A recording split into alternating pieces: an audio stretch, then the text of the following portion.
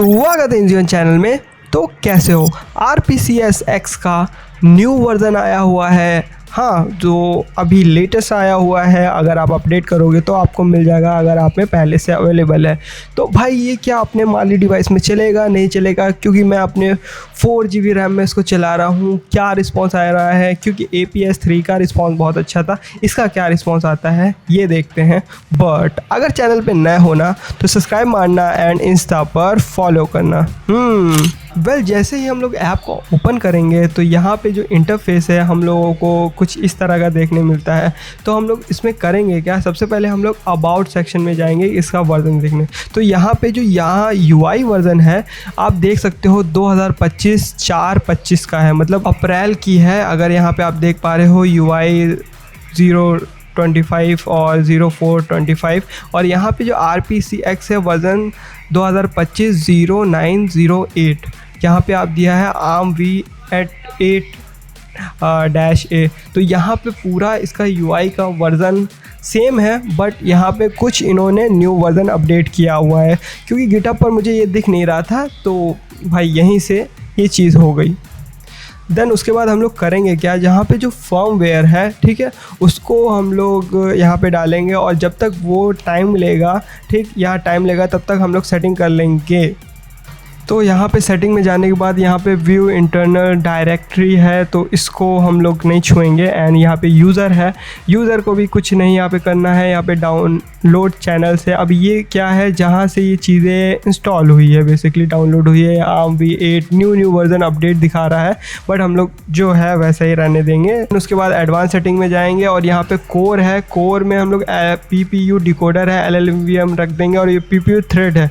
आपकी अगर डिवाइस अच्छा है तो आप 8 तक जा सकते हैं, लेकिन मैं 1 तक ही जाऊंगा क्योंकि मेरा डिवाइस बहुत बेकार है। और उसके बाद हम लोग डाउन आते जाएंगे, देखेंगे कुछ अपने काम का है, कुछ नई चीज़ें आई हैं कि नहीं। देखो हम लोग में SPU ये भी हमारे काम का नहीं है। प्रेफर SPU एक्यूरेट FAT ये भी हमारी चीज़ें काम की नहीं है। एंड और नीचे आते जाएंगे, देखेंगे कुछ काम का है। वैसे तो यहाँ पे मुझे कुछ इतना काम का दिख नहीं रहा है। और यहाँ पे अनेबल परफॉर्मेंस रिपोर्ट है, उसको हम लोग कर लेंगे, जिससे हम लोग की परफॉर्मेंस दिखते रहे। एंड यहाँ पे उसके बाद आ जाएंगे हम लोग VFS है।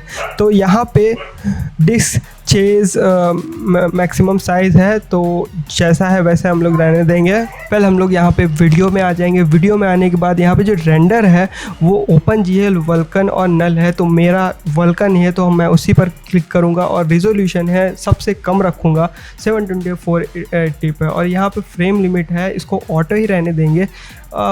आप 120 कर सकते हो अगर आपके पास बहुत अच्छा डिवाइस है। एंड यहाँ पर हम लोग MSS है, ये भी कुछ काम का है नहीं हम लोगों के। और यहाँ पे डाउन आते जाएंगे और हमारी यहाँ पे कोई चीज़ इतनी काम की है नहीं।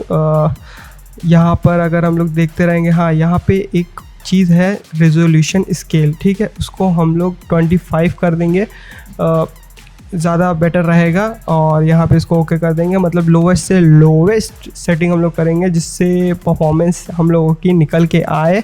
एंड यहाँ पे परफॉर्मेंस वीडियो वल्कन है। और यहाँ पे वैसे इतनी कुछ है नहीं। यहाँ पे VRAM को हम लोग थोड़ा सा कम कर सकते हैं, लिमिट इसको मैं 3 कर देता हूँ। अब इससे पता नहीं उल्टा सीधा कुछ हो ना हो, लेकिन मैं इसको 3 कर देता हूँ, जिससे ये थोड़ा सा ठीक ठाक रहेगा। एंड यहाँ पे मेरा क्रैश हो गया, यस। तो ये जो मैं फर्मवेयर इंस्टॉल कर रहा हूँ ना, तो उसमें थोड़ी बहुत क्रैशिंग आ रही है बार बार, लेकिन ठीक है आगे बढ़ते हैं। यहाँ परफॉर्मेंस ओवरले पे आ जाते हैं और इसको हम लोग अनेबल कर देंगे। एंड यहाँ पे फ्रेम रेट डेटा पॉइंट है, इसको वैसे का वैसे रहने देंगे। और डिटेल में लेवल में हम लोग इसको लो रख लेंगे। और यहाँ पे कुछ करने वाली चीज़ है नहीं, ठीक। हम लोग अब आ जाएंगे बैक आने के बाद यहाँ पे शेडर लोडिंग डायलॉग है, लेकिन उसको उतना छेड़ेंगे नहीं हम लोग। एंड बस उसके बाद बैक आ जाएंगे। उसके बाद आएंगे ऑडियो पे। रेंडर में हम लोग नल कर देंगे, अच्छी सेटिंग मिले। और यहाँ ऑडियो प्रोवाइडर में भी नल कर देंगे। और यहाँ पे RDX ऑडियो पोर्ट है। और यहाँ पे ऑडियो फॉर्मेट जो है स्टीरियो ही रखे रहने देंगे। एंड यहाँ पे अनेबल बफरिंग और ये जितनी चीज़ें आपको दिख रही हैं ये सब में छेड़छाड़ हम लोग नहीं करेंगे। और इनपुट में भी उतना हम लोग आगे पीछे नहीं जाएंगे, जैसा है वैसा रहने देंगे। ओके। एंड फिर हम लोग आ जाएंगे सिस्टम में आने के बाद यहाँ भी कोई चीज़ छेड़ने की ज़रूरत है नहीं और सब कुछ सेट है। एंड यहाँ पे नेट पे भी इंटरनेट कनेक्शन से रिलेटेड चीज़ें हैं तो इसको भी अवॉइड करेंगे। और यहाँ पे कस्टम GPU ड्राइवर है। अगर आपके पास स्नैपड्रैगन है तो आप यहाँ पे से मेटा टर्निप और मैसा टर्निप ये सारी चीज़ें कर सकते हैं। कंट्रोलर में भी वही सारी चीज़ें थी। तो सेटिंग हम लोग की ओवरऑल हो गई है और फर्मवेयर थोड़ा सा टाइम ले रहा है। तो इससे हम लोग एक एडिट ओवरले पे आ जाते हैं। तो यहाँ पे हम लोग एडिट कर सकते हैं। ऑब्वियस सी बात है कि इसको बड़ा छोटा और अच्छे से कस्टमाइज़ कर सकते हैं, बात है। लेकिन कभी कदार ये बहुत दिक्कत दे जाता है, बट ठीक है, जितना हो सके उतना हम लोग करेंगे। और इस चीज़ को आप एक्सप्लोर करो एंड सिस्टम इन्फो में ज़रूर जाके देखेंगे। देखो यहाँ पे मेरा GPU और ड्राइवर माली है और वल्कन 1.2.2 है। तो ये एक अच्छी चीज़ है, आप सिस्टम इंफॉर्मेशन देख सकते हो कि आपके औकात के साथ है कि नहीं है। तो भाई ये सारी चीज़ें आप देख सकते हो। RPCX जो है, अब हम लोग लगभग सारे गेम को इंपोर्ट कर लेंगे, ठीक है। इंपोर्ट करने के बाद यहाँ पे देखो मेरे पास 3 गेम हैं और यहाँ पे सबसे पहले मैं सोनिक को ही करता हूँ क्योंकि लो एंड वाला है और इसको करते हैं, ठीक। ये थोड़ा टाइम लेगा, तो टाइम ले रहा है काफ़ी लंबा गया। एंड देन उसके बाद क्या हो रहा है इसके मेरे साथ कि मैं किसी भी बटन पर क्लिक कर रहा हूँ तो ये क्रैश हुआ जा रहा है। मतलब यार सच में ये क्रैश हुआ जा रहा है। कोई भी मतलब रायमन है, गॉड ऑफ वॉर है, इन सब पर क्लिक कर रहा हूँ तो भाई क्रैश हुआ जा रहा है। तो भाई मैंने कुछ सेटिंग गलत की हो तो मुझे बताना कमेंट में। और मुझे लगता है कि RPCX जो है वो अभी माली वालों के लिए सूटेबल नहीं है। 100% बात, माली वालों के लिए सूटेबल नहीं है।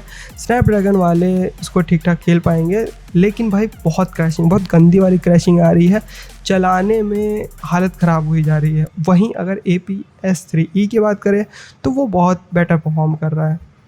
तो आज के लिए काफ़ी डिसअपॉइंटमेंट मिली मुझे इससे, और आप लोग ट्राई कर सकते हो। तो बस भाइयों, आज की वीडियो के लिए इतना ही। अगर वीडियो अच्छी लगी हो तो लाइक करना, सब्सक्राइब करना और लेफ्ट राइट पे वीडियो आ रही होगी देख लेना। तब तक के लिए बाय बाय।